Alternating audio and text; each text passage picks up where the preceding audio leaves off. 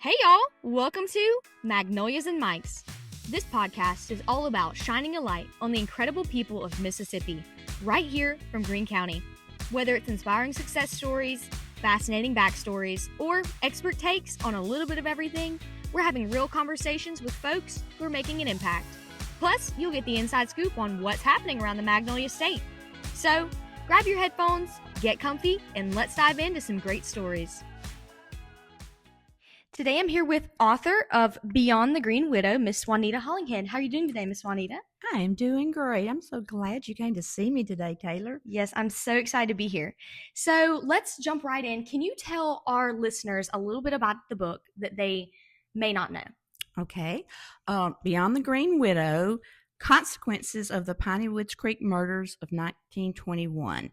This is a true crime because it tells of the murder of my grandfather, Jake Green, and Officer Marshal Lawrence Dunham of the town of Richton, and this happened in 1921. My grandfather was a federal prohibition officer, and Mr. Dunham was the marshal of the town of Richton. They went in on a whiskey still to raid it and were murdered, and I decided during my adult years to find answers that I never could ask about in my childhood because it happened when my father was only 6 years old, and he had so many bad memories we weren't allowed to discuss it. So I decided to write Beyond the Green Widow, and someone said, where in the world does that title come from? Well, my grandmother, maiden name Green, became the Green Widow on April Fool's Day, 1921. So it starts with the day she became the Green Widow, talks about the murders and the beyond stories. And these are the consequences of the murders. And it goes from the cases, and it takes each person that was involved, carries them through the process of the court system, and all the way to the very end, which took a few years to get the final indictments. And then all the beyond stories are the stories of me trying to find the answers to the missing pieces of the puzzle through the years. And it goes all the way to 2021, recognizing fallen officers on the national wall, the Mississippi wall, having them remembered so they wouldn't be forgotten. So that's pretty much where Beyond the Green Widow started from and where it's ended.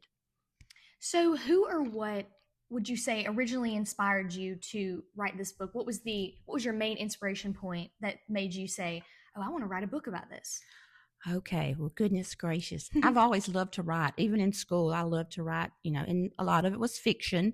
But I became interested in history whenever my father introduced me to a satchel of papers years ago that had to do with my family's history, and I didn't know the importance of them till my father had passed away. And I started investigating the questions that weren't answered, like the rest of the story, because I actually told this story to my fourth graders when I taught Lakesville Elementary School years ago. And it was like a short story of the day my grandfather got killed, because that's all we knew was just about a newspaper article that we had in his obituary. And so I would tell it to my fourth graders, and they would say, this would be a book. Oh, this would be a movie. Don't you need to write a book? To the point, fast forward 30 years later, I have some of them coming up to me like at a football game. Did you ever write that book? And now, Taylor, I can tell them I did, but it's so much more than that short story. Right. That's awesome. So let's talk a little bit about the writing process. So about how long did it take you to work on this book? How many years, months, weeks? About how long was the process? Okay, Taylor, I actually started writing on this and investigating over 40 years ago. Wow. But the actual, probably the last, since I retired in 2012, I was able to put more time into the investigation, and more doors kept becoming open, more puzzle pieces started coming in, and I was brought together with the person I call my co-writer, Sherry Green, awesome author herself. She said, you're wanting to write your family's history story, but your grandfather deserves more than just, a little self-published book. He deserves more. So she's been my inspiration, my sidekick. So we've worked pretty much the last 5 years in detail as far as taking all the information that had been acquired through the years and bringing it to where it is today. Wow. What would you say was the most challenging part of writing, or during the writing process? What would you say was the most challenging part for you? Knowing when to stop, because things started happening. I kept, I could write what I investigated that week, and then something else would come about, and then I would end up with so much information and knowing the process of how to put it together, because I wanted it an easy read. I wanted even my fourth graders today to be able to read it short. I wanted it all nonfiction. It's a narrative. It's a biography of my grandfather, and it's actually an autobiography of my life, the last 3/4 of my lifetime writing. But I would write stuff, and it's not funny. It's all a God thing, Taylor. This is not, there's no way that this would be written without God's hand. And that's what some of the times I will write when I'm signing somebody's book. I'll say to encourage them to write their family story, but allow God to hold the pen, because when he's in control, it all falls together. And that's what happened with this. But the challenge that I had was I would write and then I would put it up. And there may be months, a year or so. And I had family members encouraging me, come on, write on the book. But it was something that God had to send to my heart. And it was laid on my heart when I was a very young girl to know the rest of the story. And so it's just a dedication to my parents, my grandfather, to have his legacy remembered, because it's Mississippi history. It's United States history, because he was a federal probation officer. And I like to encourage that with whoever reads the book. That's awesome. So I'm sure you learned a lot while writing. You learned things that you didn't know before, like we were talking about earlier. What would you say is the most surprising thing that you learned during the writing process? Are you talking about the writing itself or the discoveries? Yeah, the discoveries that you made. What was the most surprising thing that you learned? Or even discoveries that you made about yourself and your family? What was something that really surprised you? One of the, I would say, triggers that a lot of writers will put it at the beginning of the book, but mine came chronological. But it has to do with a man named Rufus Wally from Richton, Mississippi. Went to him years ago, over 30 years ago, for him to do some cabinets for us, and took measurements. When I went to leave, he said, "Excuse me, little lady, who do you belong to?" Well, we know Southern, we know what that means. Yeah. And I said, "Well, I'm Polly and Ruth Green from Leaksville's youngest daughter." And he hesitated a second, and he said, "Excuse me, little lady, I need to apologize to you. My uncle killed your grandfather." Wow. Yes. That was a trigger. And I had so many of those happen through the years, but that was like, oh my goodness, I need to go work on the book. I mean, things like that would happen. I would meet somebody. It wasn't by chance. It was a God thing, where I had different people that I came in contact with that were contributors to the book. And I just acknowledge all of them, because it's not just my story of my grandfather. It goes way beyond the Green Widow story. Yes. Mm-hmm. So let's talk about your experience getting it published. What was that like? Well, Sherry Green was my cohort in crime as far as trying to work with the publishing company, but she is a published author and has published several novels and nonfiction books. And so she was my guide. And she would say, "Hey, let's put together this this set of applications and send them in, and let's see what we're looking at." Well, I was blessed because she already had a book published by Sunbury Press. I was actually turned down by one agent initially.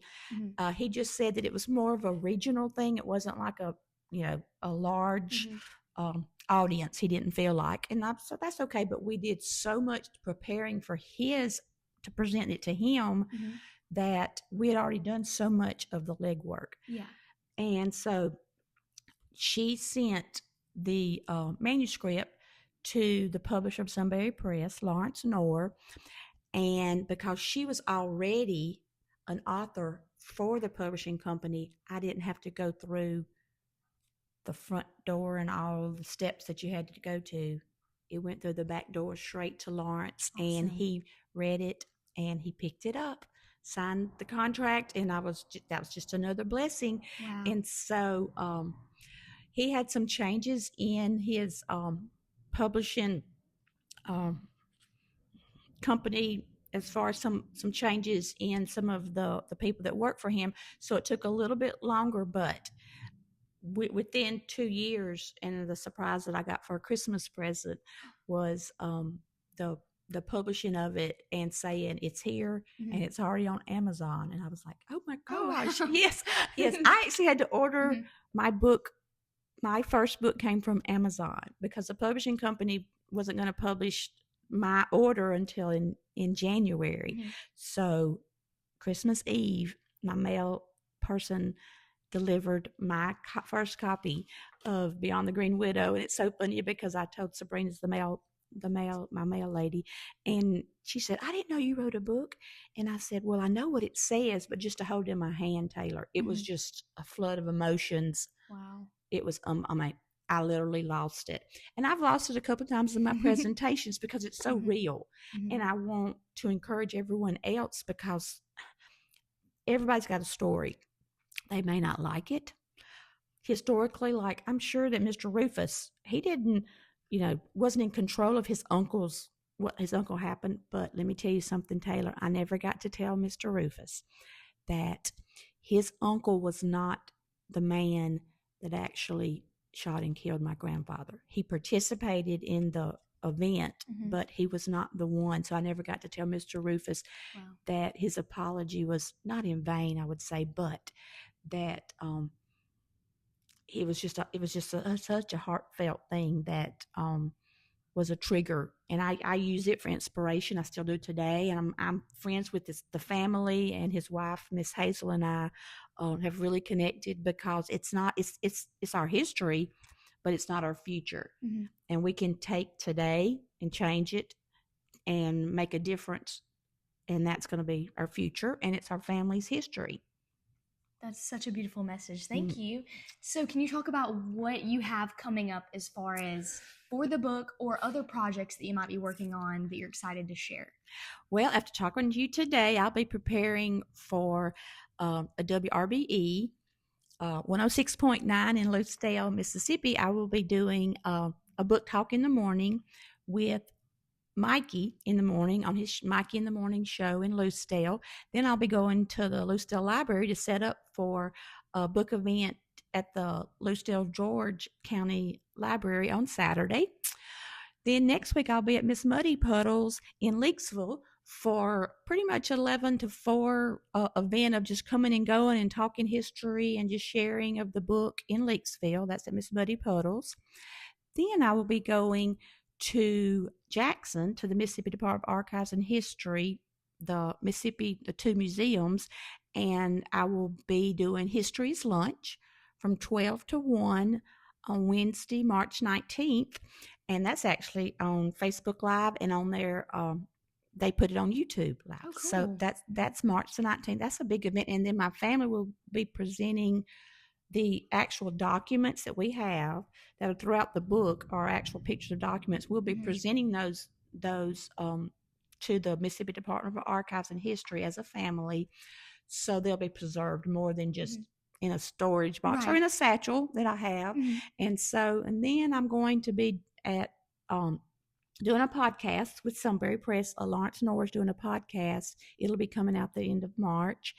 Then I have March 23rd, I'll be in State Line at the Community Center with hopefully a lot of my former students in the community there at State Line.